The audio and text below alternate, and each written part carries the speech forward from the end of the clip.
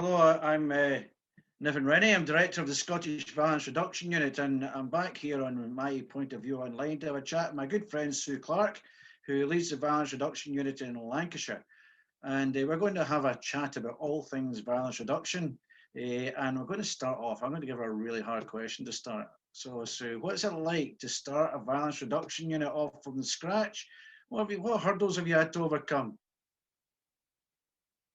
Well, obviously, Niven, you probably remember we did come and have a visit up north to Glasgow about 18 months ago now, and I know a number of the other violence reduction units have done the same.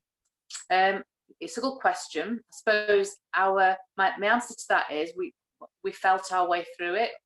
I think the first thing was picking a really good team that across the partnership, albeit my title is the head of it. We don't operate like that. So we have a senior probation officer, a head teacher, an advanced practitioner from social care, people working with us from the prison, and we've developed ours into a network because we're trying to look at the sustainability of the way that we work. So I suppose the first thing for me was getting people in the team, including people with lived experience, who could help us shape the work.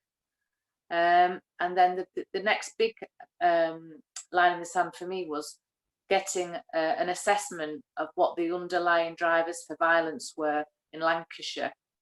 And that's where we brought in the public health approach. And that's where I was able to go to police meetings and talk to them about lack of early attachment, on the way that people develop, and look at the police officers with their arms folded, thinking, what on earth is she talking about? What's that got to do with us? So we've done a bit of that, I suppose, feeling our way through what a public health approach actually means, because it's easy, it's a phrase that we trot out when we're working in this area, but actually what's it really mean? And looking at opportunities, even pre-birth, to shape the violence profile in Lancashire. So setting it up, it's been extremely challenging. We have 30 years police service this week, 30 years on Thursday, and I think from the size of the project and its remit, it's been really challenging but really exciting. So I suppose I'll pause there and see if there's anything you want to pick up from. First of all, congratulations on your work anniversary. That's a significant milestone. So well done on that. I think there's a couple of things come out from that which really hit me. One of the things being that multi-agency approach, which is something that we've always desired in the VRU in Scotland, and have never actually managed to achieve, despite 15 years of going at it. We tend to bring partners engaging with us, but not actually within the unit. And I think both my predecessors and myself would say that that would be an ideal solution. It's just not been. So you've actually already got a step that we would like to have taken. So how difficult was that? Were the partners willing to come on board, and or was it a coalition of the willing that achieved it? Or? I think it's definitely took that from when we came up to see you guys, that we work with the willing. That is definitely a factor, and in all honesty, Niven, money is the other factor, because we pay for people's time from their own, whether it's probation or hospital. We pay for people's time whilst they're working with us. So some work with us 3 days a week, some just 1 day a week. So the Home Office always ask us, what would you be able to do this without the investment in the money? And the answer is definitely initially no, we wouldn't, because there's no way that some agencies would have let their staff go if they weren't recompensed for the time and able to backfill them. So that has been a factor in it. If we hadn't got that, I think we probably would have struggled. We might have got them to a meeting, but we wouldn't have got them working on work programs like that. So no. So the money issue is always, when I speak to colleagues down south, I mean, I don't think ours is greatly different. We're year to year funded by the Scottish Government, but we have been funded for 15 years, and it's been funded by a variety of different political parties. It's not just been the current government executive. So we've got cross-party support here. I think from my point of view, worrying about COVID and the impact of COVID, and I meet my government representatives tomorrow to talk about budget setting for next year, and we're all worried about what our budget's going to look like. So you know, I'm not alone in thinking that, but how much of a threat is it to yourselves? Because right at the outset, when the VRUs were set up, they only initially had funding till April of this year, and then they were funded for another year. Do you get the feeling? Have you got an indication that you're going to continue next year, or are you still worried about longevity? If you'd have asked me that a few weeks ago, I would have said I'm quite confident. I think the impact of the comprehensive spending review and the money is less certain. I'm hoping that we will get another year, but it seemed to be a little bit. They seem to be talking in a little bit longer terms initially, but I think COVID's definitely had an impact on the investment in this approach. My view on is that we're now working out. We'll set our sights on looking at what we can change around the system to make the system serve the people, communities better. Whilst we've got a bit of a mandate, it feels to me like we have a bit of a mandate now. I was saying this to a colleague from social care earlier on. We spent quite a long time in the first year justifying our existence. What you know, it's like what the Romans ever done for us. You know, what's the violence reduction ever? What's it going to do for us? I think people can see now that we can legitimately ask questions about a system with people with lived experience who work with us, who tell us about their experiences. And intuitively, I've been a police officer for 30 years. I know that what we're doing now is pretty similar to what we've always done.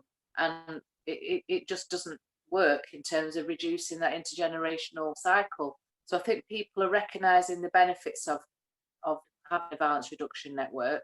And in the time that we've got left, with the money that we're given, we'll try and make as big an impact on making that system more user friendly as we can. Whilst we've got that mandate.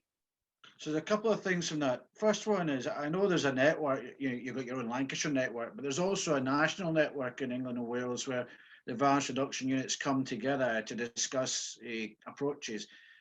Do you think you're all attacking it from the same direction, or is there different approaches being taken to different areas? What is the financial situation impacting worse in some areas than it is in others? Is it? I think that a lot of areas are doing things differently. I think that depends often on who's leading it and what their focus is. We tend to buddy up with different areas on different pieces of work. We've been given the sort of trauma-informed, along with South Wales, to look at that for the VRUs. Other areas have different areas of expertise, and I think it has to fit into, if you're going to influence, and you taught us this, Niven, from what you said when we came up, and I think James said the same, was that you work with what you've got. So I don't think you could necessarily pick up our Lancashire approach and drop it into another area, because the people that you're working with have to be receptive to that. It's not something that you can do by force, or it's not a takeover bid. It's got to be working with communities, working with the significant influential people, whether that's in local government or whatever sector, and then finding shared objectives, finding what the motivation is for your different agencies, and then this common ground. So that's how I think. So yeah, we are all doing it differently. That's probably would have been better had we not, but equally you're not going to get it landing in an area if it doesn't float the boat of the significant people. So I'm going to part the trauma-informed bit a minute and come back to it. So one thing I'm going to just observe from my own, and I don't have the depth of knowledge that you do. I've visited a few, I've been in contact with a few VRUs. But, right at the very beginning, when England started this, Sadiq Khan announced 18 September 2018, he's going to have a VRU set up in the Scottish image. And I don't see, to a certain extent, there's bits that you've just outlined where it's the same, but our aim is to be innovative, Our aim is to start and deliver projects, Street and Arrow to show that people can be employed, Navigator to get into the hospitals so that we can meet people there, the numerous projects. And as we get them established, we pass them on to MVP, passed on to Education Scotland, whatever, and we move on to the next one. Whereas what I'm seeing in a lot of the VRUs in England and Wales, possibly due to the nature of the funding, is that they're just identifying good organisations that they think deliver something and buying in that service, which I'd be cruelly saying is procurement rather than violence reduction. And I don't know what your own view on that is. No, I think you're right. I think some areas possibly see this as justification of spending the money that they've been allocated. Not necessarily, it doesn't always appear what the sort of plan is behind that. But then there are other areas, and I hope that we're one of them, whereas that needs assessment fundamentally shaped what we were going to do. And we have done some of the procuring services. We've tried to do a mixture, actually. So we're trying to work on some projects, and we're also trying to push through some changes in the system. So yeah, I think there's a bit of both, but not one size doesn't necessarily fit all, if that makes sense. Yeah, so I'm just going to pick up that trauma-informed bit, because you and I have previously discussed this a wee bit, and I just want to explore it if I can. So we spent a lot of time and effort in taking a particular police division and making them all trauma-informed. So 800 officers, 300 staff, and a lot of partners as well. Best part of a year, we did resilience screenings and lived experience and chatting about what trauma-informed approach means. And at the end of it, the answer was, so what? What do we do now? We're trauma-informed. How does that change our practical service delivery? Now, it's easy in an education background to a certain extent, where you start training teachers to look beyond the behaviour and not to exclude and be a role model and keep children in the class. And in policing, it doesn't often fit that way. And so whilst I think it's really important that everybody's trauma-informed, how does it become trauma in practice? Have you had any thoughts along that?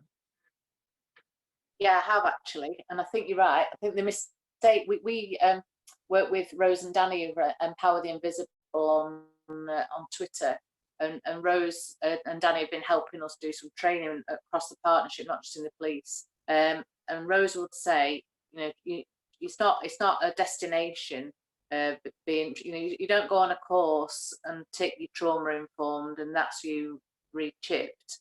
My view is on it that some people need to be reminded about the experience of others and that lived experience and what that means, and that should resonate and make them think about the practice. But it won't be kept alive unless we ask about, our supervisors are asking about this, or are looking for checking out the welfare of the staff, their own staff, because we're not superhuman. If we're talking about the police being trauma informed, that they are exposed to high degrees of trauma themselves in their working lives, never mind what might trigger their own experiences of trauma. And we know people go into the police because some of them want to help put back because of their own experiences. So from my perspective, I don't really like the word trauma informed, but it's something that people are recognizing now. But to keep it alive, it will need to be part of parlance, part of things that we ask for evidence for when we're doing one-to-ones with our staff, that supervisors are thinking about it when they do their, not just case management, but clinical supervision with their own staff. And it's easy for me to sit here and describe that, and I know very well that the demands of the policing world make that sometimes difficult, but I still think it's something that we can aspire to. And what resonated for me was when I was talking to one of our lived experience team, and he said to me that number of times he'd been arrested 60 odd times from early teens, that age, and not one person ever asked him why. And there was a history of sexual abuse in his family from a very early age, and an experience of grooming and exploitation as a teenager. He was going to school. He was being, seen by various services. Not one person ever asked him, "Why are you doing this? What's happening in your life?" And for me, that's the message to the police. Right, you're not maybe able to develop the same relationships with people unless you're on a beat area, community beat, where you do know your residents. But what you can do is think about that opportunity to get behind and find out what the underlying causes are. If our Chief Constable Andy Rhodes ever watches this, if he hears anybody saying, "Oh, the police are doing a social worker's job," he would say, "Well, you need to disavow yourself of that view, because 80% of our work is about vulnerability, and 20% of it is crime related." So this is the world that we are working in, and across the public sector and other, we're all experiencing it, and it's part of our role, I'm afraid. So keeping it alive means we have to keep, if we do public order training refresher, we do officer safety training refresher, we have to refresh it. We have to keep checking out where we are, how we're feeling. Are we able to work in this way? Because it is emotionally draining working in that trauma-informed way. There's no two ways about it. Well, I'm glad you mentioned Andy Rhodes. I know he retires soon. He'll be a great loss to policing, and he also came up to visit us with his wife, and what a nice man he was, and he certainly gets it. But I understand. I mean, I also did over 30 years in the police, and I know how it can wear you down. How you can continually feel you're at the coalface, that nobody else is helping, that you're the only service that's there, and going back to the same houses over and over again, it is actually quite deflating. But I had a similar experience myself, and a colleague of mine, a chief superintendent with 30 years service, after having got the input about trauma informed, remarked to me that he thought he'd been doing a good job for 30 years, and he now thinks he was doing it all wrong. And what he suggested was this: children run away from children's homes, and we collect them and take them back, and it's seen as if, oh, that runs away again. We never stop to think, why is that child running away from the children's home? You just pick them up and drop them back off again, because that's the level of demand. But if you're thinking in a more trauma-informed way, that's the sort of thought process that you should have, and then think, who else do I get on board here to make life better for this individual that's going to stop them putting themselves at risk, making themselves vulnerable? And that, to me, is where the applications are. But I keep coming across this cynical policing attitude, and I don't criticize it, because I understand the system, but we need to challenge it. Definitely. We've just done trauma-informed, the initial bit of awareness with new recruits, the new recruits that we've just had an intake of a couple of months ago, and they've been, we've done some evaluation of the training, and they've been very, very positive about it, even to the fact that the application of some of the stuff that they learn into their own lives. And then we've done some other training whereby maybe officers with more service think, well, this is what we do, we already do it. So you've got that variance in how receptive people are.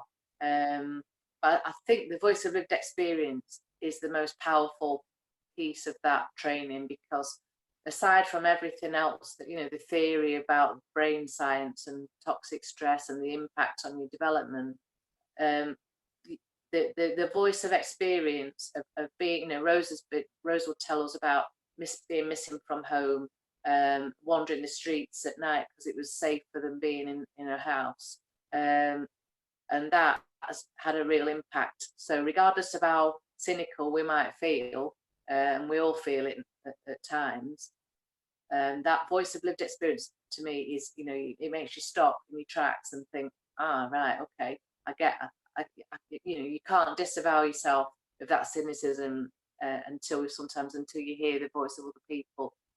So I'm going to link this conversation to the next thing I want to talk about. You see, this is my Emily Amitless moment where I link it all so professionally. But lived experience that we've got, Callum Hutchison, James Docherty, the team that we work with. Callum will talk a long time about lethal absence of hope.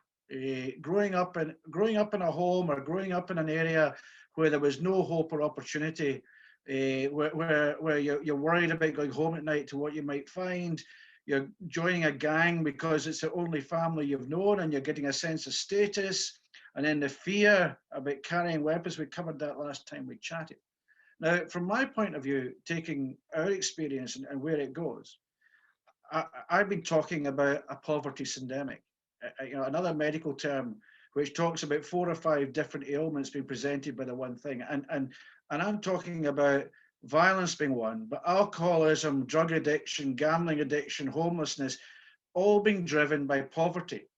And we know that our poorer areas, our more areas of multiple deprivation, have not seen the improvement and sustained improvement in figures in Scotland that other areas have seen. And if I look across the world, it tends to be our poorer areas that suffer. So, low health outcomes, low educational outcomes, higher criminal tariffs, higher levels of alcoholism, etc., are all happening in these areas. Now, my great concern is if you take the public health approach which we adopt to its natural conclusion, why are we still tackling all these issues in isolation?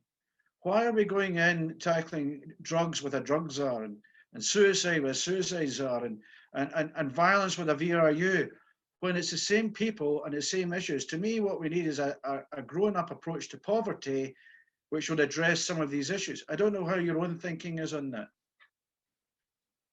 Yeah, I definitely agree with that. And I, at the very early days of our VRU, we did have some people who said, we stopped talking about poverty and the association with poverty. There were people who said that's not what you should be talking about.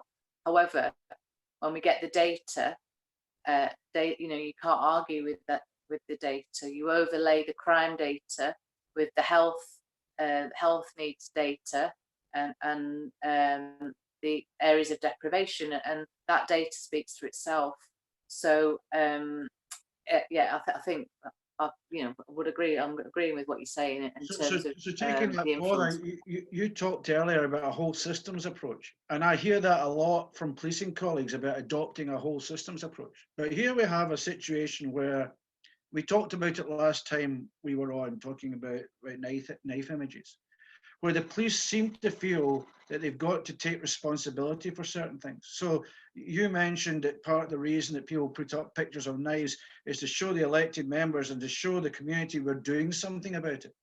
So I think the same is true to a certain extent about violence. And what I argue about is, if we're saying that the public health approach is right, so taking that to its natural conclusion, the social services, the education, the politicians, they all have a part to play in violence coming out in society. And actually the police role in that is to suppress it, to stop it appearing, but they can't really kill the underlying causes. So why is it every time there's a spike in violence, it's the police officer that's on the chair getting asked the questions, and not the head of education or the head of social work or even the politicians to say, why is it your policies have delivered a spike in violence? It's always the police, and yet the police are quite happy to take that role. Yeah, they are. And I think this is where I don't know how you do this in Glasgow, but we want to involve communities in this, because I think the information that we know about the impact of early childhood adversity, about trauma, the impact of trauma, the impact of poverty, all the things that we know contribute to compromise start in life, shouldn't be that should be people's expectations, that they get the service based on their need and not just necessarily where they live and the postcode.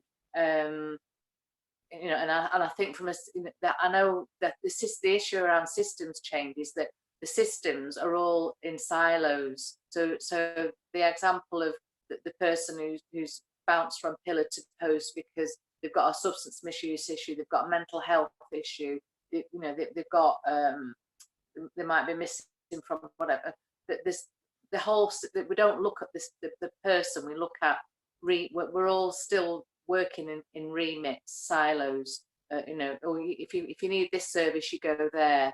If you need this service, you go there. We're trying a different approach in Blackpool with this ambit model, where the young person in services will choose who they feel is their best person they relate to the most, to coordinate whatever other help that they need. But poverty is a massive factor, and I can't believe that in any of the VRUs that poverty will not be a significant factor in the instances of violence and the underlying themes. I'm Certainly is in Lancashire. That you're thinking along the same lines. So I recently had an experience in a local area in Scotland where they have an area of multiple deprivation, and they've had a partnership going for 6 years to address this without much success. And I was horrified that for the 6 years that this partnership has been going, there's been no third sector involvement, not even at a strategic level. So you have your drugs workers, your alcohol workers, your homeless workers who are dealing with the individuals that need the services at the street level, and they've got no input into how the services join together and deliver. And to me, there's this a belief among statutory services that they buy in work from the third sector, the charitable sector, to be delivered, and they're just employees delivering. Whereas to me, if you're actually going to deal with this, it's got to be with the people. So it should be bottom up, not top down, and that these people have an essential input to the strategies that are being developed. I don't know what your own view is. No, I totally agree. Definitely bottom up. What we're trying to do, I suppose we're having an attempt, and I wouldn't for 1 minute say that we've succeeded yet, but we're having an attempt to do both. So we're trying to get strategic leaders on board, but we are trying to do it from the bottom up, because that's the only way that you can assure yourself that you're not wasting your breath in a meeting for 2 hours when nothing actually changes on the ground. So it's important to get that bottom up. And I think to just introduce sort of the impact of COVID in a positive way, it has been that services have sort of disavowed themselves to a degree of their remit in order to get things done. So using the example of homelessness, we know that we suddenly we're able to find places for a lot of our homeless community to go to, because there wasn't a need before, we found that difficult. So I think there's things about the way that we've worked across services in COVID that we shouldn't lose sight of, because it's been, from my perspective, I've seen it as being help from that bottom up approach. It's been very helpful that people seem to be freer to do things in a different way. I don't know whether you've had that experience in terms of COVID. Couple of things over COVID that we've experienced, and I'm not really particularly surprised at is that we've been working with some charitable bodies, particularly in the area of North Glasgow, all very well intentioned, all working with the good of the community in their heart, but they've never worked together before. They actually don't even know other charitable bodies that are working there, and there's a number of reasons for this, but one of them I think is the way that we engage charitable bodies, and we make them bid for funding through competitive tendering and such like, so that they're in competition, so they don't want to let the neighbouring charities see what they do in case they pinch their contract. And so I think, again, we're going back to a systems thinking approach, which my own personal view, and I'm 35 years now since I joined the police, and I'm not quite certain. I agree with you. I'm not quite certain we made huge strides forward in how we work together and how we approach these issues. I've been advocating for a cradle-to-grave violence strategy that is multi-agency. I think in Scotland it's probably more easier to achieve that because we're a small village and we've got the Scottish Government set up and what have you. But I believe firmly that if you're going to have a violence strategy, it's got to start pre-birth, and it's got to involve social services and education every bit as much as it has to involve the police later on. And if none of these services are mentioned in that, then your violence strategy is not worth a jot. Totally agree with that, and that's why we've tried to get on board. Education features us quite heavily in what we're doing. So even to the extent, we're just looking at, with one of our colleagues on the team has written a book about the experience of a child having a dad go to prison and what that was like. and we've published it in like a series of letters between the child and the dad in prison to tease out some of the issues. And we've presented this, and we're doing some training across, we've done about 400 schools with it at the moment. And the interest in this is palpable, because teachers are seeing a manifestation of behaviour of children who are angry because the dad or the mum's gone to prison, or they might have been told, you've not to say anything, you've got to say that your dad or your mum's gone to work away, or they're told that the dad or the mum's gone to work away when they know it's not true, and it's out there. So then they sort of internalise the guilt. So then that anger, that resentment, that confusion builds up, and then you get violence occurring because of that frustration, and loneliness and feeling abandoned and all those things. So we're having these conversations, working with the willing, but I think for me, I just think all the time we should be, and I've said this to the Home Office, from my perspective, I think it's a narrative that should be being spoken about a lot more, because when you understand or try to understand some of those issues, whether that relates to parental incarceration, drug abuse in the home, domestic, we're talking about a lack of feeling safe, a lack of feeling loved, a lack of a lack of attachment. It makes total sense, but I think it needs to be wider known and wider talked about, so that people have maybe a different view on certain behaviours, and are more accepting of a different way of approaching things, which is what we learned when we came up to Glasgow, is around the your policy to school exclusion, and understanding the impact of that. We're struggling at the moment. We can get exclusion data, but it's literally numbers, it doesn't tell you why, so you don't get that understanding of what the history was there behind that exclusion. Yeah.